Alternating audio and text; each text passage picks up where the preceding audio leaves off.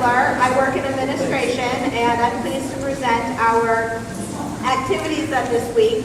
And I have to say, I'm glad like a 5-month-old baby was able to join us here. So welcome, baby. Welcome, David. So we are going to be presenting the what's considered the value stream 1, which is the admissions process, and our Kaizen this week, which is the pre-admissions process. There was a group of 15 or so of us lined up over here. This week we spent we looked really closely at the admissions process, looked at what worked and what didn't work, and tried to, and we made some improvements along the way. We followed a structured process and developed countermeasures. And the entire team will present to you the different steps that we did.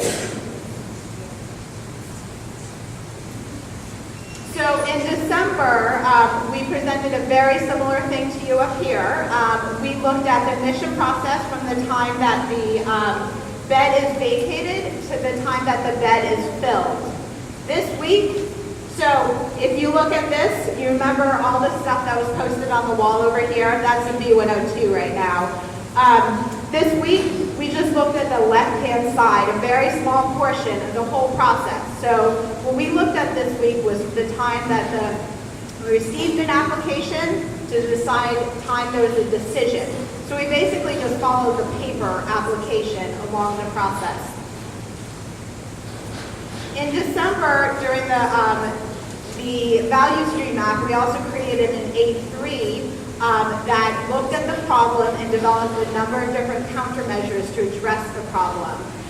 This is what you're seeing, the A3 that we developed in December. From that, we laid out a number of Kaizen workshops that we're going to spend a week to prepare and to develop countermeasures and implement. That's the one we did today. There was a number of smaller projects that are in progress, some have completed, and then just do it that we did as well. I'm going to lead it off to my team over here, and then they're going to walk you through the entire week and show a lot of our great improvements that we made. Hi everyone, my name is Wood Glenn, Assistant Hospital Administrator. I'm going to walk you through our A3 that we did because I know how much Laguna Honda loves A3s. Is that correct? Yes? Great. So in terms of background, we really wanted to focus in on the pre-admission and screening process when admitting residents.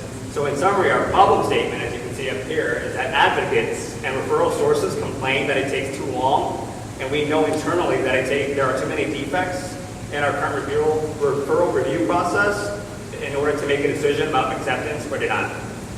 I'll turn it over to Madonna. Good morning, I'm Madonna Valencia, Chief Nursing Officer. So in this slide, you will see our target progress report. So it line lists all the measures that we're trying to sort of like improve at. And I want to just sort of like highlight about 3 areas. So one measure that we did 51% improvement is the cycle time from the receipt of the application to the time it reaches the screener. So our baseline is 69 minutes and we want to decrease by 50%. And when we did test our interventions, we actually achieved 30 minutes, so that's a 51% improvement. And the other piece is the number of times the admission application is handed off from one person to the other. And baseline, it was about 5 to 8. And so we tested an intervention and we actually decreased it to 0. So that's 100% improvement. And this also ties in with the amount of the feed, walking, the referral packet from one area to the other. So baseline is like half a mile. And we actually didn't have to walk anymore, so that's actually 100% better. I'm Lisa Pasquale. I'm Chief of Rehab here at the General. So what are we talking about, the walking and all that kind of stuff? So we actually mapped out what we currently do in terms of processing a referral. One would think that you would get the referral in A&E and it would get to the screener and there was a decision made, boom, it's all done. But it turns out there are about 14 process steps that have to occur from the time a referral was received to a time a decision is made as to whether or not somebody could be admitted to Laguna Honda.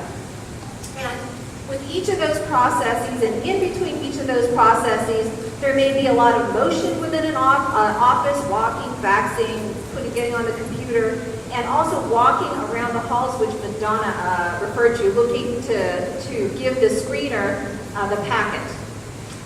We found that it took, on a good day for a referral, it took 126 minutes, or about 2 hours, from the time a referral is received to the time the decision is made. But on complicated or not so good days, it can take up to 9 days. So we're looking at 2 hours to 9 days. So with improving the process, we were able to decrease that time. So on the current process, on a good day, only about 52% of the time is spent doing something of value. To on a bad day, only 0.5% of activity is spent on doing something of value, and we subsequently improved that. You'll be hearing about how we improved that. Sorry.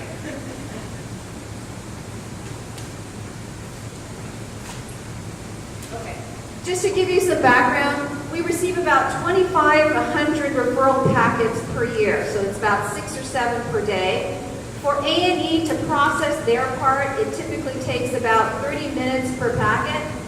For the patient flow coordinator to review her part, it takes about 30 minutes per review.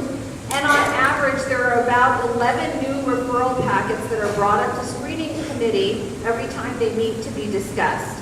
From a 6-month period, from the last 6 months, there were about 119 referrals for behavioral assessment that needed to occur as well. In A&E, there are also a bunch of different databases that they have to work through in order for them to clear eligibility. Hello, I'm Michael McCain, Chief Medical Officer here at Laguna Honda. One of the most important steps in this process is called going to the GIMBA. It has 3 aspects. Basically, we go exactly where the work is performed and see exactly what they do. We ask questions of the process. We try not to get in the middle of the process, but ask questions how it's done. And we always show respect for the workers while we're there, because we know everybody is here to make the work important. So this is what we did in this process. We went to the GAMBA, asked questions, watched the people work, to try to understand how the work is done now, how the applications are received, and how they are processed. Morning, everyone. My name is Gary Kazi. I am the Clinical Support Service Manager. One of the steps that we did is a GEMBO walk. And what we did is we went into areas and in groups and looked at the different workflows. We went actually with big eyes and big ears and a very small mouth, keeping very quiet, studying the work groups and studying the workflow. We took stopwatches, we did some timing, we looked for any type of wasted time and made note of that as well. We gathered information and studied each workflow. Good morning, everyone. My name is Vince and I work in administration. So this here is what we call a fishbone diagram. It's essentially one of the lean tools that we use to try to help identify root causes. It's a cause and effect diagram. So how we used ours is over here in the box at the head of the fish, we have our problem statement. And what we did is we identified 5 different categories to try to figure out what the root causes were. So on top, one of the principles that we use is asking 5 whys. So for the problem statement, we assess each category and ask why is that occurring. And we'd ask ourselves that 5 times. And, what we did is we identified that the most waste was found in the data and workflow. So if we go to the next slide. After brainstorming, we really narrowed our focus to these 5 areas, and that's really where we focused to develop changes during the week. So there was missing information, standard guidelines, workflow, system limitations, duplicate applications, and communication. And so this is just an example of how 5 whys is used. It's really a a simple principle, but it's very effective. Over here on the right, one of the big problems that we saw that were pretty common is we were getting inappropriate referrals from facilities. So we'd ask ourselves, why was that happening? And the first answer was people don't know what SNF needs are, and we ask ourselves, why don't they know? And it's because we don't spell that out. Why haven't we spelled it out? Because we are not clear with what the needs are. And why aren't we clear with them? Because we haven't sat down with our stakeholders to identify and clarify and clearly define what SNF needs are. And so why haven't we done that? Because we haven't devoted enough time. So for this example, we came up with the solution of defining what the SNF needs are. And so that should reduce our waste time. So our staff from A&E aren't going and reviewing applications that aren't even appropriate for our facility. So. Hi, I'm Cheryl Ronquillo, Nurse Manager for Southview Positive Care. So after the gap analysis was done and we had identified the categories of the areas that we wanted to improve on, the team came back and all sat down to come up with solutions. So 32 ideas were generated to improve the pre-admission process. One of the examples is that now we will be receiving email alerts for the next step. That signals that a referral packet is ready for review.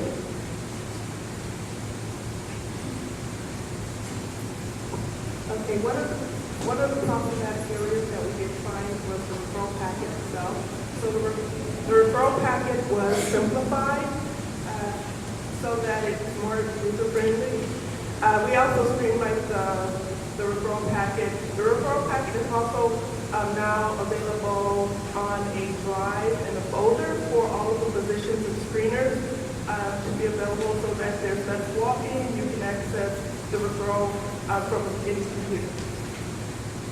The next thing is we also decided that we would revise the referral, and so now the referral is available online at the lagunahonda.org webpage, and it is a fillable referral. So if fillable, there's less chances of receiving incomplete packets. Good morning, Susan Rosen, Pharmacy Supervisor. So we spent a lot of time running experiments, evaluating results by internally and externally, and found ways to improve.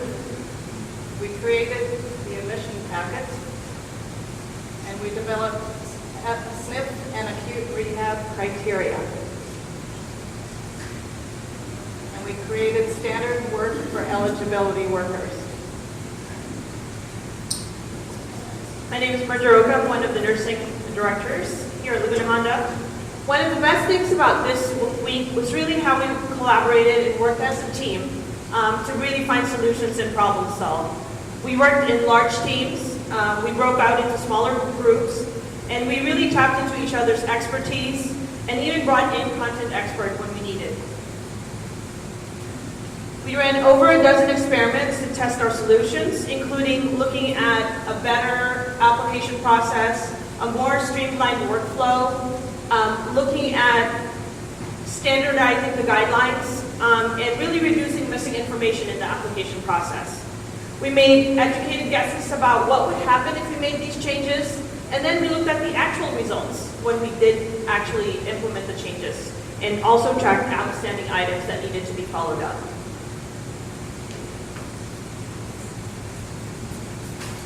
Good morning, I'm Joy. I am the behavioral screener. And so I'm going to talk to you about the workflow from getting the application and reviewing it to making a decision. So what we've changed now is there's going to be standard work for non-complicated general SNF beds. The patient flow coordinator will be able to review the application, and if it's a slam dunk, she'll be able to make a decision in coordination with approval from the MD, and then the CMO will sign off. So the goal is to have more of those cases move very quickly. Then we have the more complicated cases. She'll review the packets and then bring that application to the screening committee, and then the screening committee will have a discussion, or will ask the behavioral screener to assess, and then a decision will be made, and the decision will be given to Andy. So there's also now a standard workflow for South 3. And that workflow will be that the MD will review for terminal illness, no code, and no active therapy. The MD will make a decision, and the CMO will sign off.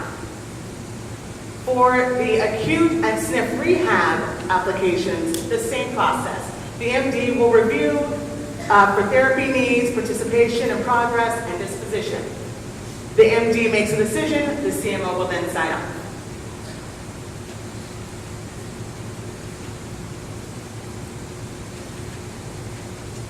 So then there was changes to the standard workflow of the screening committee. The size of the committee was reduced, and then we looked at the various steps. We'll have a sign-in sheet, then the application will be presented on a large screen for everyone to see. Then the patient flow coordinator will summarize each application, and then there'll be a large discussion. There may be need for more information or a presentation, things of that nature. Then a decision to accept, and then possibly what unit the patient may go to. And if there's not a consensus, then the CMO or a designee will make a decision. After that, the behavioral screener may go and be assigned to see a patient pre-admission, or there may be what are called in-clinic assessments, and we hope to have those set up within 10 business days. Lastly, the patient flow coordinator will contact one of the screening physicians to discuss the findings, and the physician makes a decision to accept, deny, or more information. Good morning. I'm Lori Lenro, the Behavioral Health Program Director here at Laguna Honda, and I'm going to talk a little bit about the process that happens before it ever gets to the screener, the unit, or the screening committee, where we use some standard documents. So this is a set of options for responding to applications that are incomplete or don't meet SNF criteria right away from the admissions and eligibility stage, so they won't get passed on for the whole committee to review and spend time on. And there are multiple options. It could be an eligibility thing, it could be missing documentation. That will all get screened and cleared before it is moved to the screener. Go ahead to the next slide.